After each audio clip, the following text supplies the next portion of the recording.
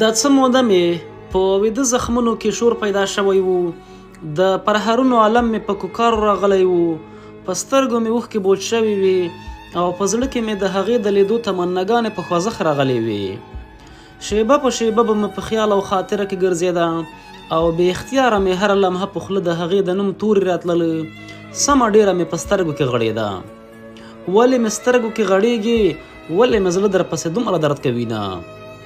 شاید خپل لومړي معشوقې ته په خاورو کې سم ډېر وریاد شوی وم، ځکه مې زړه او ځان دومره مجبوره کړم چې د شپې مې له ځانه سره وویل زه یې نور نشم زغملی، زه باید دومره بېوفایي ونه کړم.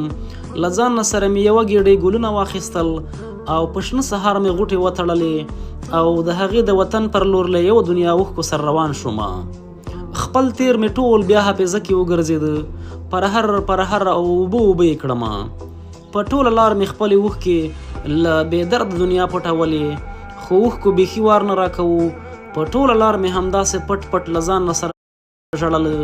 ژړا په خپلې بېوسۍ راتله، ځکه خلک لاړ شي د یار وطن ته د یار د لیدو لپاره، خو زه بدبخته چې هر بار ځم د هغې د مزار خړې خاورې ښکل کړم، یو څو لپې اوښکې تویې کړم او بېنوا او دیدنه ترې بېرته راشم.